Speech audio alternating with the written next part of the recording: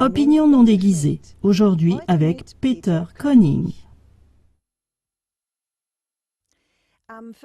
Le 14 juillet 2015, les 5 membres de l'ONU qui ont le droit de veto, la Russie, la Chine, les États-Unis, la Grande-Bretagne et la France, ainsi que l'Allemagne, ont signé avec l'Iran le JCPOA, en français Plan global d'action conjoint.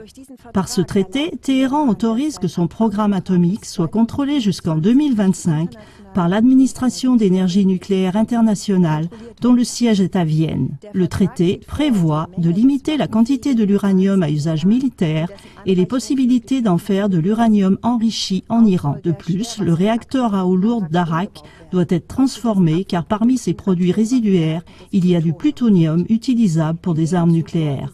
En contrepartie, les sanctions contre l'Iran ont été levées. C'était aussi d'un point de vue diplomatique un traité international important avec l'Iran, isolé depuis 1979. Ce jour a été considéré comme un jour historique par le monde entier, sauf par le gouvernement israélien sous Benyamin Netanyahou.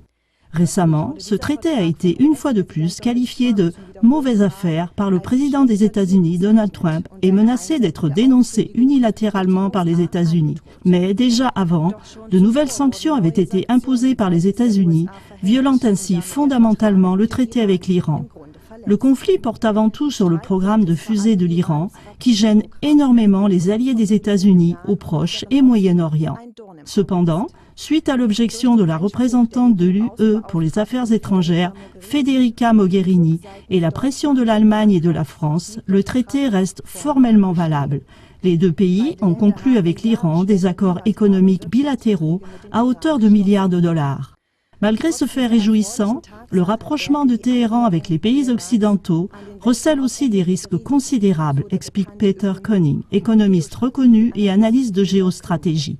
Koning a été pendant 30 ans collaborateur à la Banque mondiale où il voulait contribuer à combattre la pauvreté dans des pays en voie de développement.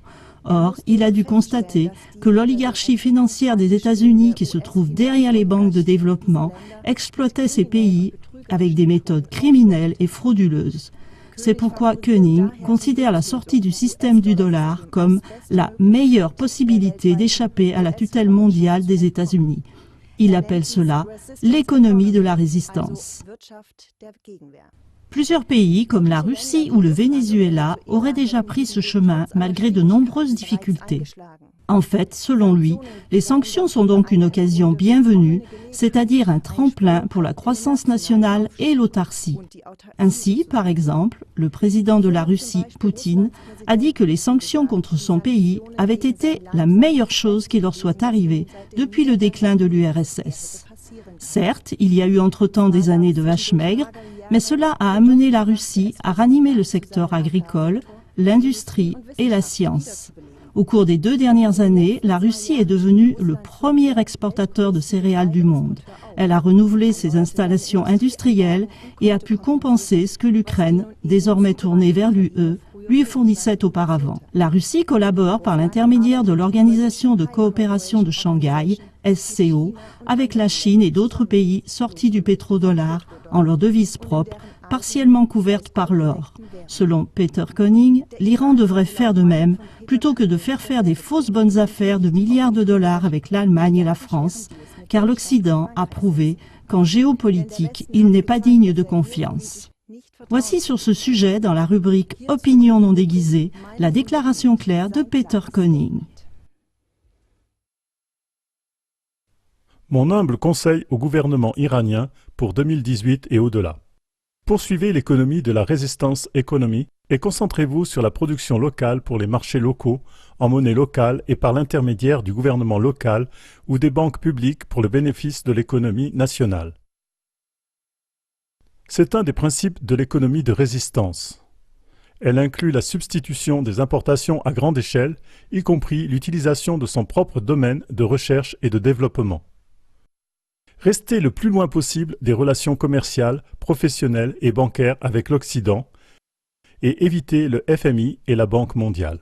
Concentrez-vous sur l'Est, sur l'Organisation de coopération de Shanghai, OCS, et sur certains pays du BRICS en matière de relations extérieures et de commerce, ainsi que pour l'aide au développement sur la Banque asiatique d'investissement dans les infrastructures AIIB, L'avenir est définitivement à l'Est. Et en tant que membre de l'OCS, l'Iran fait déjà partie de l'Est, parce que l'initiative de la Chine, One Belt Initiative OBI, inclut l'Iran. Il s'agit d'un programme de plusieurs billions de dollars qui dominera l'économie dans les siècles à venir. Utilisez votre propre argent, pas les devises occidentales, surtout pas le dollar américain où sont dérivés l'euro. Suivez l'exemple de la Russie et de la Chine qui sont sortis de la zone du dollar et, si nécessaire, développer une monnaie nationale crypto-réglementée contrôlée par le gouvernement pour le commerce extérieur afin de contourner les sanctions occidentales, voire le Venezuela. N'oubliez jamais que Washington, chaque fois que vous choisissez un objectif pour vous-même, comme le dit avec tant d'éloquence l'ayatollah. Dans ce cas, l'Iran, la Syrie, le Liban et en Asie la Corée du Nord et la Chine, ces pays ne vous lâcheront pas.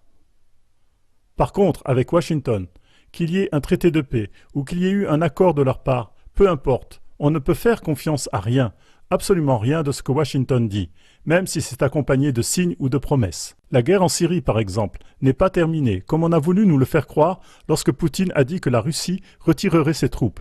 Il suffit de regarder la base militaire américaine d'Al-Tanf en Syrie, une base américaine installée en Syrie en toute illégalité. Les États-Unis n'ont jamais été invités en Syrie. Mais ils ne se contentent pas d'étendre leur base, ils forment également de nouveaux groupes terroristes de l'EI pour combattre Damas. L'Iran vaincra.